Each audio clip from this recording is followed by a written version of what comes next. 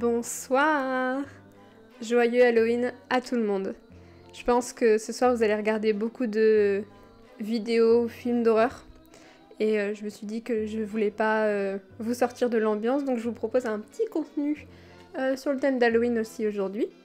Je sais pas si vous aurez vu, mais j'ai essayé de faire un effort. J'ai mis du orange citrouille et des petites boucles d'oreilles qui font un peu Tim Burton, je trouve. De base, je les aurais pas mises ensemble. Mais pour l'occasion, je trouve que ça passe bien. Voilà, c'était le petit point mode. Et du coup, aujourd'hui, ce que j'avais envie de vous proposer, c'est la création d'un monstre d'Halloween. Quand j'ai eu cette idée, je savais pas encore quel type de monstre j'allais dessiner exactement. Du coup, j'ai fait pas mal de recherches pour voir les esthétiques qui me plaisaient, le type de monstre qui m'intéressait.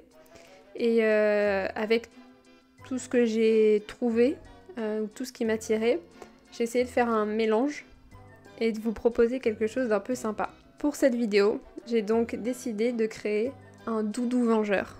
J'adore l'idée d'avoir quelque chose qui a l'air très inoffensif, qui ne l'est en fait pas du tout, qui est très dangereux. Et du coup, c'est ça que je vous propose aujourd'hui.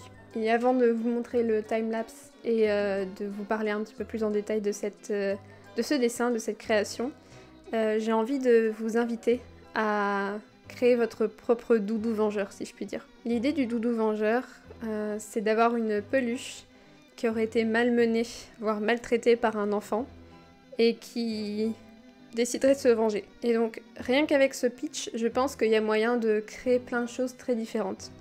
Du coup, je voulais vous le donner avant de vous montrer mon propre travail, pour que vous puissiez éventuellement tenter de créer votre propre doudou vengeur si ça vous intéresse, si le concept vous plaît. Et si vous le faites, bien sûr, je vous inviterai à m'identifier sur les réseaux sociaux que vous trouverez en barre de description pour que je puisse le voir et le repartager et qu'on puisse en discuter ensemble si vous le souhaitez. Voilà, maintenant que j'ai introduit le sujet, que je vous ai proposé de tenter le coup aussi, on peut passer au timelapse et aux explications du dessin que j'ai fait. C'est parti! Bienvenue à vous dans Clip Studio Paint. Pour commencer, il faut que je vous parle de la toute première idée que j'ai eue qui a un peu mis les bases de mon dessin. J'imaginais les positions de l'enfant et de la peluche inversée. Donc imaginez la peluche qui serait devenue géante et l'enfant minuscule. Et la peluche tiendrait l'enfant de manière un peu négligée comme le ferait un enfant avec une peluche. Et la position de l'enfant ajouterait un petit peu à ce côté très sans vie en fait que pourrait avoir la peluche de manière naturelle. Sauf que là, comme on sait que c'est un enfant, le fait que ce soit un être vivant qui soit dans cet état un petit peu sans vie rajoute un côté inquiétant et donne un peu l'impression que la peluche lui a fait quelque chose. Et puisqu'on est sur un doudou vengeur, eh bien, elle se serait vengée de tout le mal qu'elle a reçu. Une fois que j'ai ma pause, après je commence à chercher un petit peu ce que je veux pour le design. Je me suis beaucoup inspirée des poupées un petit peu gothiques que j'ai pu trouver notamment sur Pinterest et qu'on peut voir parfois dans les films d'horreur ou dans les dessins animés. Et d'ailleurs quand je dessinais, je pensais beaucoup à Toy Story et à Coraline. Je pense que c'était un peu mes deux influences majeures pour ce dessin et l'idée qu'il y a derrière. Dans le design, je voulais vraiment qu'on voit le côté malmené, arraché, rapiécé. Du coup, j'ai pas hésité à travailler sur par exemple la mousse qui sortirait du cou, donc qui impliquerait que la tête a été décousue, ou les cicatrices sur le visage qui montreraient le côté abîmé du tissu. Sur le manteau, je voulais aussi insister sur ce côté un peu rapiécé, arraché, avec les trous sur le bas et les pièces cousues là où il y aurait pu avoir des trous. Je voulais vraiment qu'on puisse imaginer que la peluche a eu un aspect inoffensif par le passé à travers ses vêtements, qui sont quand même assez mignons de base. Il y a des gros boutons, il y a une petite poche, il y a des gros revers de manches. Et si on essaye de l'imaginer sans toutes ces cicatrices, ces coutures refaites, ces pièces rajoutées, on peut voir comment il était à l'époque où il a été acheté. Concernant le design de l'enfant, j'ai fait assez simple.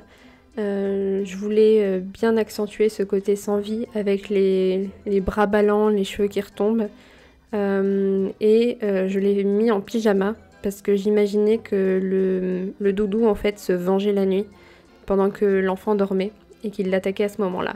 Concernant l'illustration en elle-même et les brushes utilisées, je suis partie sur un line très clean et assez épais pour rappeler l'illustration pour enfants.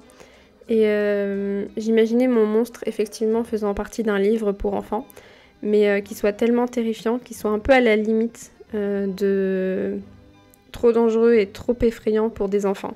Je voulais vraiment que ce soit un monstre qui soit trouvable dans des œuvres comme Coraline et qui du coup soit adapté à tout public. Concernant la colorisation, je suis partie sur quelque chose que je ne fais pas du tout d'habitude. Normalement, je suis plutôt dans les couleurs chaleureuses ou les couleurs un peu pastel. Et là, je me suis dit, c'est Halloween, c'est terrifiant, faut vraiment tout donner sur la couleur. Donc je suis plutôt partie sur des tons de vert et de violet. Donc j'ai utilisé des couleurs complémentaires. Les couleurs complémentaires, c'est les couleurs opposées sur la roue chromatique. J'aurais aussi pu utiliser du rouge parce que ça a la connotation du danger, mais ça m'intéressait pas forcément et j'avais peur que ça dénote un petit peu trop. En plus, le risque en utilisant du rouge avec du vert, c'est de donner un effet Noël plus qu'un effet horreur. Ce qui passe bien aussi dans ce type d'illustration, c'est l'ajout de motifs, avec notamment les lignes et les carreaux, qui sont pas mal utilisés dans l'esthétique gothique. Une fois que j'ai posé tous mes aplats de couleurs, je peux passer à mon étape préférée, qui est l'ajout de lumière. C'est l'étape qui va vraiment permettre de venir poser l'ambiance. Et ici, j'ai choisi une lumière verte, déjà pour sa connotation horreur, mais aussi parce que ça fait penser à quelque chose de toxique. Petite astuce pour venir poser vos lumières, c'est sûrement quelque chose que j'ai déjà dit dans d'autres vidéos d'illustration, mais l'idée c'est de créer un calque en mode incrustation, de choisir une teinte qui vous plaît, du coup plutôt dans des tons lumineux, pour que ça fasse de la lumière et non de l'ombre, et ensuite de simplement venir poser la lumière partout où vous souhaitez qu'elle soit. Ce qui est intéressant, c'est qu'elle va s'adapter à la couleur qu'il y a en dessous d'elle et du coup adapter sa propre couleur. Et vous pouvez faire pareil avec les ombres. Et voilà l'illustration finale.